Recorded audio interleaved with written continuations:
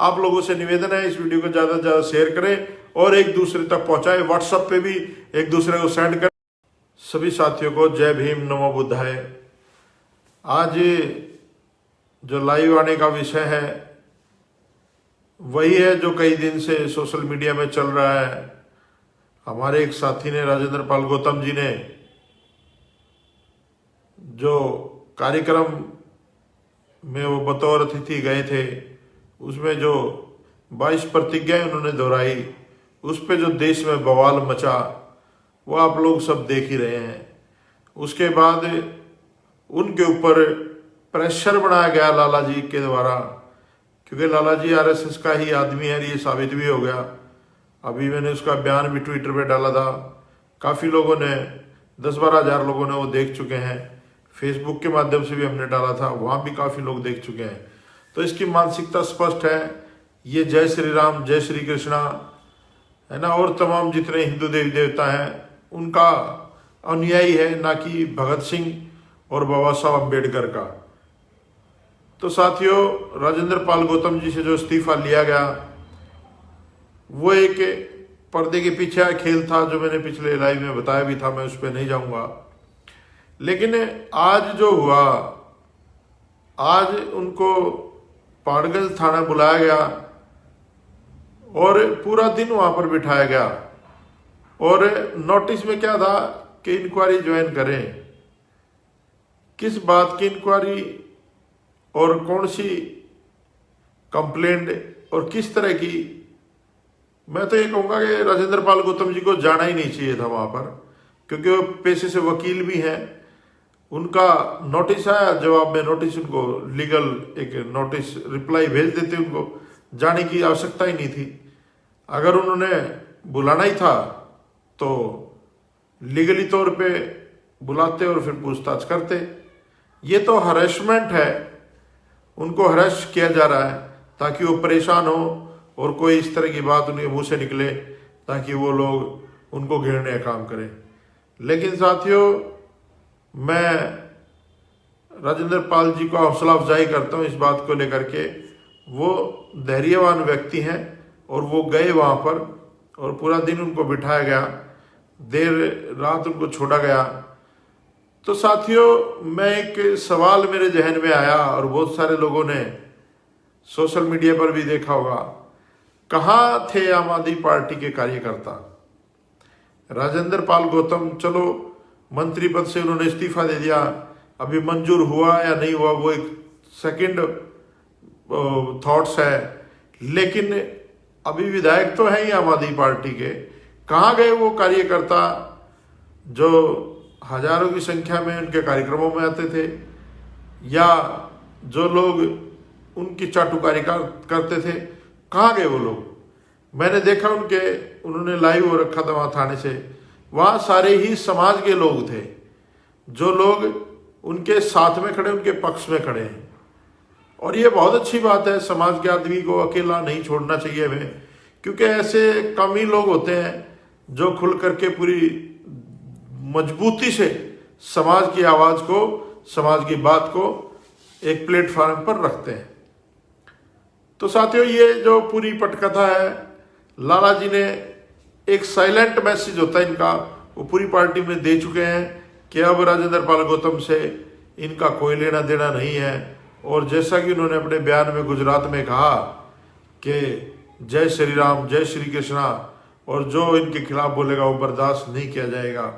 तो ये जो ढोंग केजरीवाल कर रहा था, बाबा साहब अम्बेडकर और भगत सिंह को आदर्श मान करके, ये ढोंग करना केजरीवाल बंद करे। और मैं तमाम उन मनुवादी लोगों को चेतावनी देता हूं और आगाह करता हूं कि अरे ओ मनु के औलादो, ये तो अभी 22 प्रतिज्ञाएं दोहराई गई हैं। जिस दिन हमने पेरियार रामास्वामी की 15 सवालों की बात करनी शुरू कर दी तो तुम्हारी चड्डी के नीचे से बाल भी गायब हो जाएंगे। आपको पता होना चाहिए कि हम लोग किन के वंशज हैं। तो आप लोग अगर बाबा साहब अम्बेडकर के सही में आदर्श मानते हैं तो इस लाला जी को सामने खुल क्यों नहीं आ रहा? आज भी दिल्ली में था, ये क्यों नहीं प्रेस कॉन्फ्रेंस करता इस बात के ऊपर जो राजेंद्र पाल गौतम ने इस्तीफा दिया है, क्यों नहीं खुल करके अपनी बात को रख रहा है कि वो किसके पक्ष में खड़ा है, किसके पक्ष में नहीं खड़ा है। हमें पता है, ये तो जग जाहिर हो गया है कि लाला जी जो है वो बी टीम है।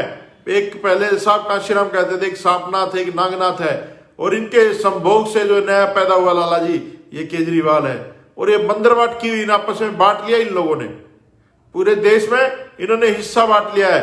कुछ कांग्रेस बांट लेगी, कुछ बीजेपी बांट लेगी, और कुछ बचा खुचा जो औरों के हिस्से में आना था, जो क्रांति शुरू होनी थी इस देश में, वो लाला केजरीवाल को देकर के शांत कर दिया जाएगा। तो साथियों, आप लोगों को समझने की जरूरत है कि आज जो दौर है वो लड़ाई का दौर शुरू हो चुका है। हमें अपने महापुरुषों की विचारधारा को बचाने के लिए हर व्यक्ति को सामने आना पड़ेगा। और मैं तो ये कहता हूं, जो भी लोग अपने आप को बाबा साहब अम्बेडकर का अनुयायी समझते हैं, या जो ये समझते हैं कि आज मैं जो भी हूं बाबा साहब अम्बेडकर की बदौलत हूं, उन लोगों को अपने अपने घरों के बाहर बाबा साहब अम्बेडकर की 22 प्रतिज्ञाएं और 15 पेरियार रामास्वामी के जो सवाल हैं उनका एक फ्लैक्स बना करके टांग देना चाहिए कि ये हमारे सवाल हैं। जो मनुवादी इन सवालों का जवाब दे देगा और हमें सेटिस्फाई कर देगा, हम हिंदू फोल्डर में आने के लिए तैयार हैं। नहीं तो फिर ये बांडा, ये जो फूट चुका है, जो जग जाहिर हो चुका है, जो ये पाखंड का बोलबाला खत्म होने जा रहा है, जो ये आज अंबेडकर का युग शुरू हो रहा है, उससे आप लोगों को समझने की जरूरत है कि ये देश मनुस्मृति से नहीं, ये देश इस देश के कॉन्स्टिट्यूशन से चलेगा। इस देश के कॉन्स्टिट्यूशन के फादर ऑफ कॉन्स्टिट्यूशन बाबा साहब अम्बेडकर के विचारों से ये देश चलेगा, ना कि तुम्हारी मन गढ़ंत कहानियों से चलेगा। मैं अभी मेरे इस कमेंट बॉक्स में एक वीडियो आई थी, पहले वाले में मैंने देखा, उसमें एक पटेल हैं, डॉक्टर साहब हैं, वो बता रहे थे कि एक कुमार विश्वास जो आम आदमी पार्टी के नेता हुआ करते थे, कवि भी हैं और डॉक्टर लिखते हैं अपने नाम के आगे। मुझे शर्म आती है ऐसे आदमी को कि उसको डॉक्टर कह रहे हैं लोग और उसके पास उपाधि है। उसने क्या कहा, और उसके भाषण में है ये बात कि उसकी बेटी जब लंदन पढ़ने गई तो उसने अपनी बेटी को रामचरितमानस भेंट की कि बेटी जब तू परेशान हो तो ये पढ़ लेना।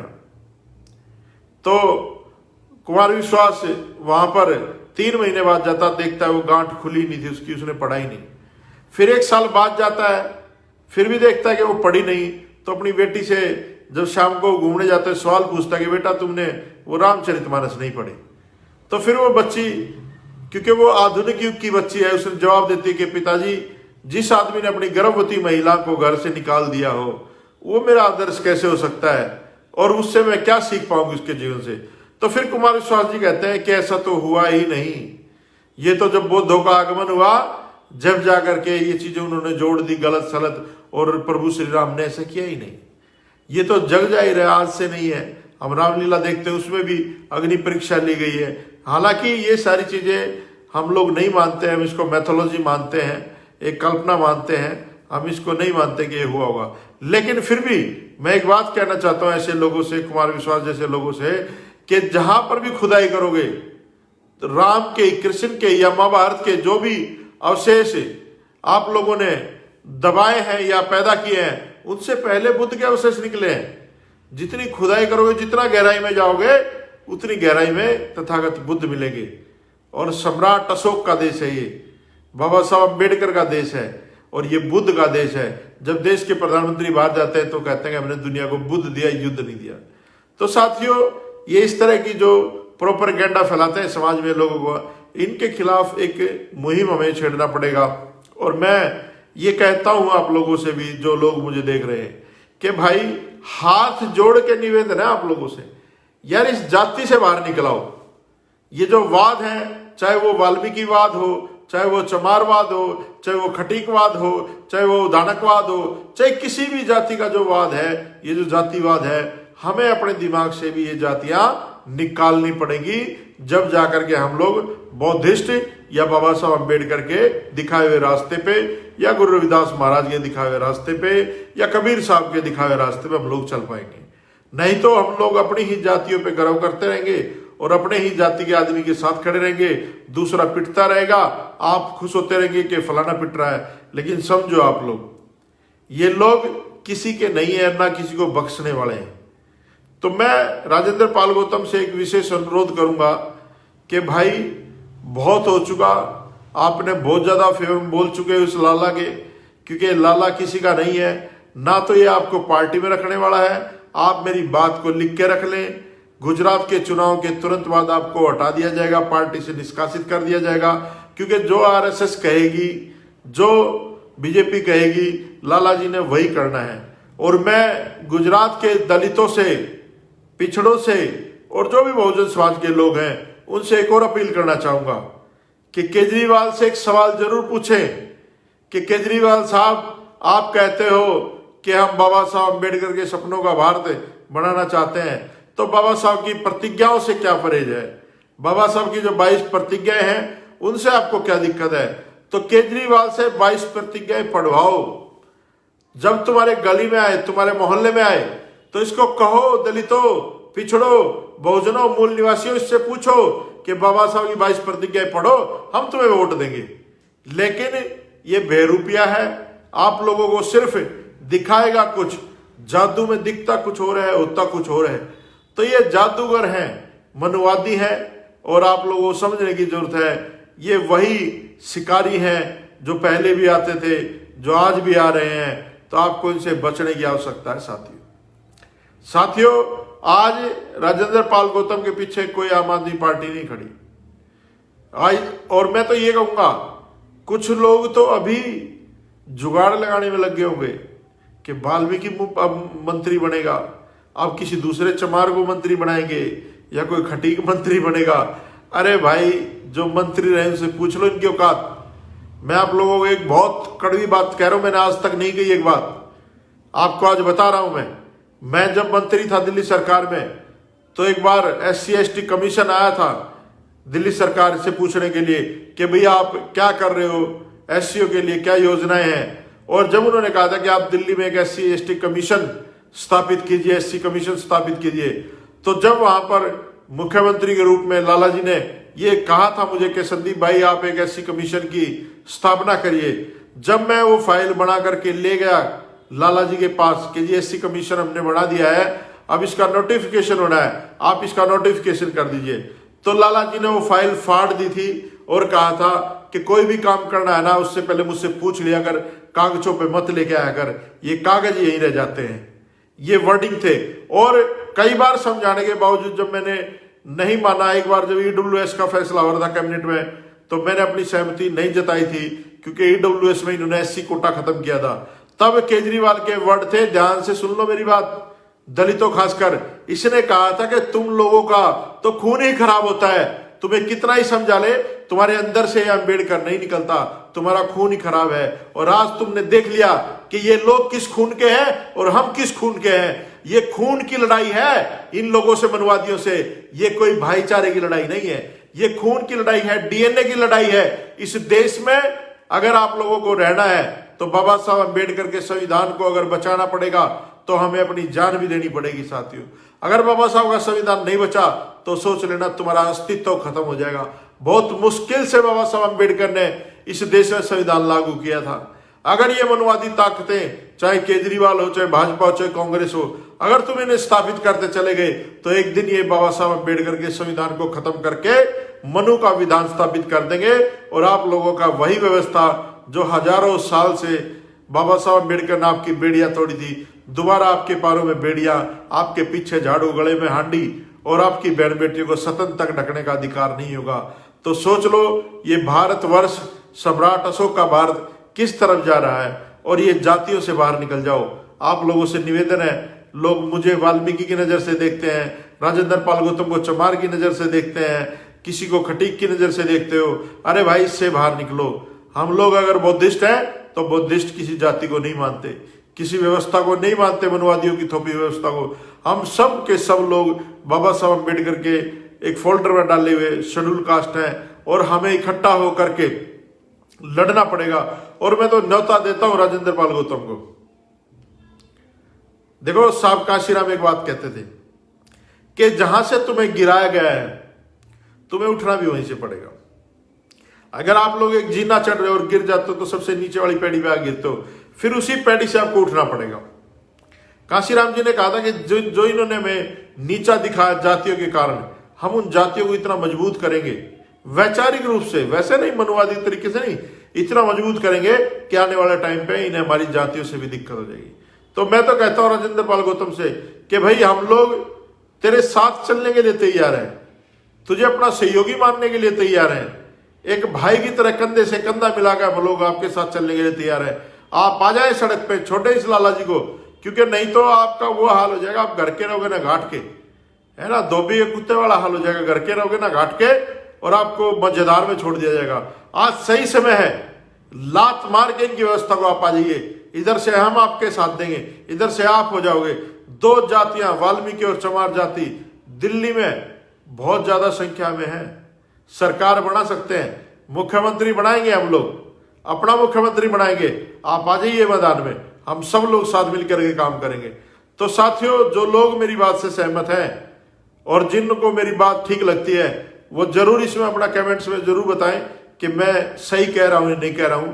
और राजेंद्र पाल गौतम को ज्यादा वफादार होने की जरूरत नहीं है, क्योंकि ये लोग वफादारी का इनाम जगजीवन राम को जैसा दिया था कांग्रेस ने, या बीजेपी ने जैसा दिया था उसको, क्या नाम था उनका, एक इन्होंने अध्यक्ष बनाया था जिसको 50,000 रुपए के जुर्म में हटा दिया गया था, है ना। तो ये ऐसा ही नाम आपको दिया है। तो साथियों, ये सारे लोग एक ही लोग हैं, आप लोगों को समझने की जरूरत है। हमें अब सबको इकट्ठा होकर के लड़ना पड़ेगा और संविधान को बचाना पड़ेगा।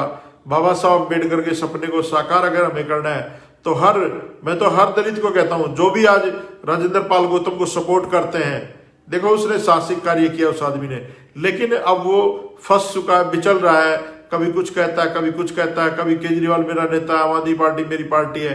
तो इन सब चीजों से बाहर निकलना पड़ेगा और सबके सब लोग, जो भी लोग इस व्यवस्था को नहीं तोड़ना चाहते, वो अपने घरों के बाहर 22 प्रतिज्ञा लगाएं, पेरियार के 15 सवाल लगाएं जो उन्होंने ईश्वर से किए हैं। पता चल जाएगा इस मनुवादी व्यवस्था को कि हम लोग अब आराम से बैठने वाले लोग नहीं हैं। अब हम लोग अपने हक और अधिकार के लिए सड़कों पे भी आएंगे, विधानसभाओं में भी जाएंगे, लोकसभाओं में भी जाएंगे और अपनी आवाज उठाएंगे। और एक और जाते जाते मैं सबसे अपील करता हूं, मेरे जितने भी शेड्यूल ट्राइब या ओबीसी के जो लोग हैं, हमारे जो 85% लोग विधानसभा या संसद में बैठे हैं, वो सारे के सारे लोग अपने अपनी विधानसभा में जब सत्र लगे तो बाबा साहब अम्बेडकर की 22 प्रतिज्ञाएं पढ़ो वहां पर, क्योंकि तुम लोग, तुम्हारी औकात नहीं थी वहां पर एमएलए, मंत्री या विधायक या सांसद बनने की। तुम्हें अगर किसी ने बनाया है, बाबा साहब अम्बेडकर के रिजर्वेशन ने बनाया है। हर दलित को, हर ओबीसी को, हर बहुजन समाज के व्यक्ति को, चाहे वो लोकसभा का सदस्य है, चाहे वो किसी भी विधानसभा का सदस्य है, उसने अपने प्रतिनिधित्व में, अपने सामने, अपनी विधानसभा में 22 प्रतिज्ञाएं बाबा साहब की पढ़नी चाहिए। अगर आप लोग ये काम कर दें तो ये व्यवस्था जड़ से उखाड़ दी जाएगी और हमारे सम्राट अशोक का साम्राज्य, हमारे बाबा साहब अम्बेडकर के सपनों का भारत और बौद्ध में भारत बनने से इसको कोई नहीं रोक सकता। तो साथियों, आप लोगों से निवेदन है, इस वीडियो को ज्यादा से ज्यादा शेयर करें और एक दूसरे तक पहुंचाएं, व्हाट्सएप पे भी एक दूसरे को सेंड करें। और अब हमें निर्णय लेने की जरूरत है, हम सबको इकट्ठा होने की जरूरत है। आपसी जातियां छोड़ करके, आपसी मनमुटाव छोड़ करके, आपसी भेदभाव छोड़ करके, सभी बातों को भूल करके हम सबको इकट्ठा होकर के इस मनुवादी व्यवस्था से लड़ने की जरूरत है। जय भीम, जय मूल निवासी, जय बहुजन, जय पेरियार, जय अंबेडकर, जय मान्यवर साहब काशीराम, जय भीम, जय भारत।